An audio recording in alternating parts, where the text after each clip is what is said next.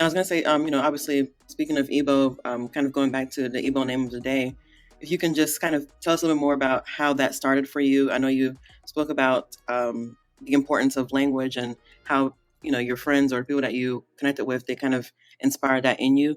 So if you can tell us a little bit more about how Igbo day name of the day got started, how you choose the names, like what kind of influences you use to choose the names, and then if you have any background in this, if you can talk more about your understanding of Igbo naming traditions. Sure. It started out, I'm on Instagram. I'm, posting pictures, interacting with people, and I'm trying to think of exactly what inspired it. Um, but I think in general, a lot of the people who I was friends with and everything like that on social media, they're Igbo, and names they've always kind of fascinated me. I'm not sure why, but they've always kind of fascinated me. Um, and I know our names just carry so much meaning, and um, basically, like you were speaking before about people being connected to the cultures. Like you can always tell where someone's from if they have that name. I mean, there's certain people who they're very in touch with their culture, and they say their name, and you can hear the accent, like they're saying something in our language. And there's some people who might not be so much connected with it, but you can always tell where someone's from. Sometimes people ask me, how can you tell, like, someone who's not Igbo, someone who's American, like, how can you tell what tribe someone's from? And I'm just like, well, if I can understand what their name means, like if it's a word that I know and I can say, that I know that they're from my tribe. They're like, oh, okay, I get it, but I don't get it. And so I've always been interested in names and their meaning, and that's a good place to start for people who want to become more fluent with it, because you obviously know your name, so that's the first place to start, knowing the meaning of your name, the root words and things like that, what it means, and then it can help as a building block to understand other names. And I think in general, I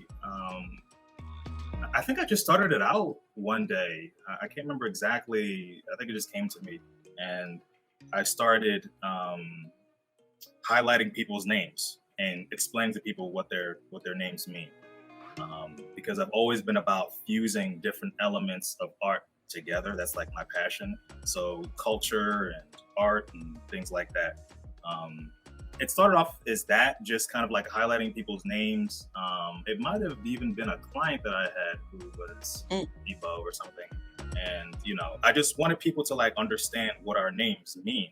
And I'm always about fusing different elements of art together to kind of create something better, so it's not just photography or something. And it got to the point where I'm highlighting people's names, Igbo people's names, and I'm just like, you know what? I don't want anyone to feel left out, because I know there's Americans, there's all different types of people on my social media. So let me include other people. I don't want them to feel like I'm just exclusive, or I'm just exclusively I only favor certain types of people.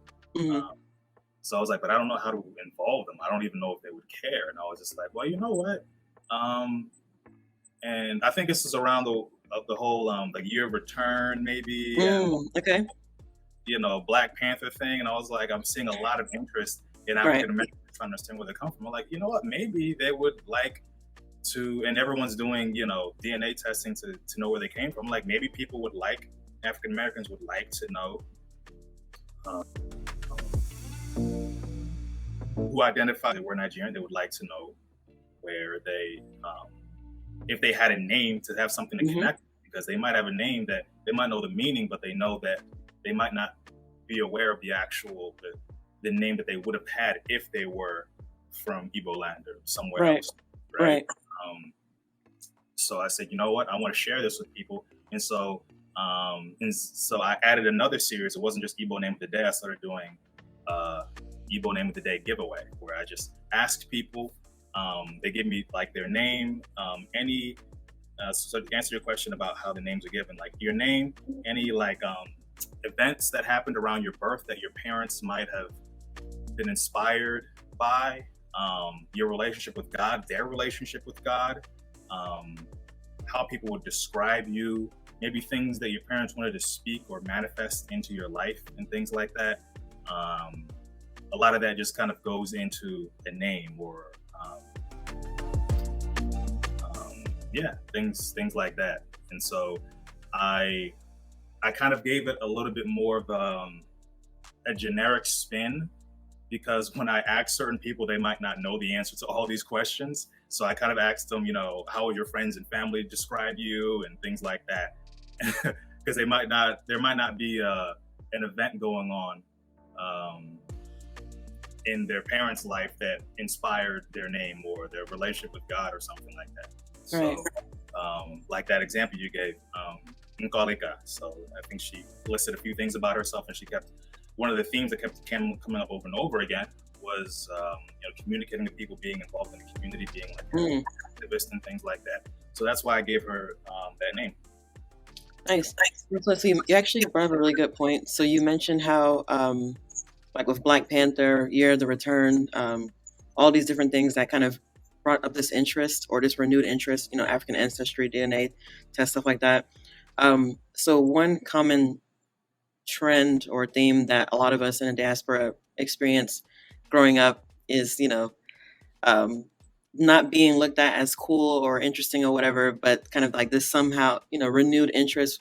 Because like I think now, because we are appreciating our culture, now others are also interested as well. So I think a lot of people, they kind of feel, oh well, you weren't rocking with us before, so why do you want to be cool with us now? Like, how do you address people who feel that way? Yeah, I mean, I can only really speak to what I've done. I can understand what they're talking about because I went through it too. Um, and you know, and everyone has a right to feel, how they feel. Um, for me, essentially, I've had it's like I've almost had like multiple I don't know. I don't have what to call it. Not multiple identities, growing up because um, around my parents and family, friends, and everything, I'm Igbo. Um, to everyone else, they see the color of my skin and I'm just black. So I've had to be like that. And Right. then, in school in certain places, like we're a minority in this country, Hmm. so you kind of have the code switch there too. And uh, basically have that identity. As some people call it, not being as black as you could, but uh, so it's like I've had to relate to a bunch of different types of people, Hmm. experiences in my life. Right. Um, so yeah, I mean, that's a tough question. It's a good question. I would say to them, just be open. You have every right to be uh, to feel upset, but just know that if you kind of close yourself off completely to people, you might miss out on opportunities. And they were kind of told that, like, I don't think a lot of that came from them. You know what I'm saying? They were kind of told that there was no value in their culture. That was kind of by design, Right. So it's like um, it's I think just to put that into account too. You know what I'm saying? Right. Right. So for many of us as millennials growing up in the diaspora, we didn't have, or we don't have a strong connection to our culture. And what I mean by that is like the folklore, the the reasons why certain things are done, like certain traditions, and of course the language piece. Because as you mentioned correctly earlier, when you come here, even if you're speaking your native tongue, once you go into the school system, first of all, there's just so many like factors that try to push you away from learning or keeping that part of your language. And then your natural reaction, even at that young age, you still felt there was some level of, might get picked on, even though I'm 4 or 5 or, whatever age you were at that time. So there's that recognition of there's some kind of difference. And I think that's what pushes us away from, our culture, our cultures and our heritage until we, kind of, I think most people, once they get in college or graduate from college, that's when they kind of realize, hey, there's this other part of me that I need to appreciate. I think that's a common trend. And and actually, I'm happy that you brought that up because with the, I'll say among Gen Z, I will say there's more of a disconnect, or at least maybe the ones that I've kind of seen when it comes to culture. But on the other hand, I am actually seeing a lot of them as early as high school. I guess a lot of them are like high school age or maybe early college, and like on TikTok and Instagram, they're the ones who are. A lot of them are the content creators for a lot of these like African centered kinds of things that are we all enjoy and stuff like that. So I will say social media obviously has a significant role in our lives. That's how you and I connected, and that's how we connect with so many people across the world, and just to get our information. But just to kind of go back to the names, I know that's one way that we definitely connect to our culture. Like my name Nkiruka, my dad named me that because he envisioned a greater future for me. And then like the same for my siblings. Depending on like the birth order, like my sister, the third one, her name is Obanaju, which of course means the one that came in plenty. So I love that you mentioned that. So just kind of in light of that, can you talk more about being intentional about making people say your name correctly? Because I know that's obviously an issue that we all kind of face when you try to correct people. Again, kind of growing up, they don't want to acknowledge that your name is like for them. It's like, okay, that's not important to me, but your name is a significant identity marker to your heritage, your people, your history, and it's you. It's calling me or calling someone else anything that's not their name um, is disrespectful. It's kind of diminishes who they are. There's this powerful quote that I read sometime in the past that like calling someone's name kind of ignites something within their spirit. Like it's powerful, like calling someone by their name, and and I think you mentioned it earlier, like when people say your name and then like when they say it correctly, especially with our kinds of names, it almost kind of triggers something in your head like, oh wow, you said my name correctly. Like it's almost surprising. And then, because then you're able to connect in a different way, especially when they're from your ethnic group or from your country or whatever. So, if you can just talk more about being intentional about people saying your full name correctly, and at what point did this happen for you? Like making sure people say your name correctly, and you can talk about childhood and things like that. Yeah, great topics. I'm glad you asked. Wow, you gave me a lot. So if I forget anything, please remind me. But yeah, no, calling someone's name is very important. There was this one. I saw this YouTube video that they were talking about how when you call in Igbo culture, when you're calling that person's name, you're not just calling them, you're calling the spirit of God in their life. And every time you call them, you're blessing them. Every time you call them, every time you say Nkiruka, I'm speaking blessing into your life. Just once they call your name. So it's like a very kind of like built-in efficient way for us to progress, no matter who we are, no matter where we are. If you're connected with your culture, and I'm also helping that I can bring blessing into the lives of anyone who I give a name, So whatever they tell me, I'm speaking that into their lives over and over again. I'm saying, your future is better over and over again. The future is best, and your future is going to be amazing. Just think about that concept. Whenever they're not saying your name, they're blessing you every time they say That's beautiful.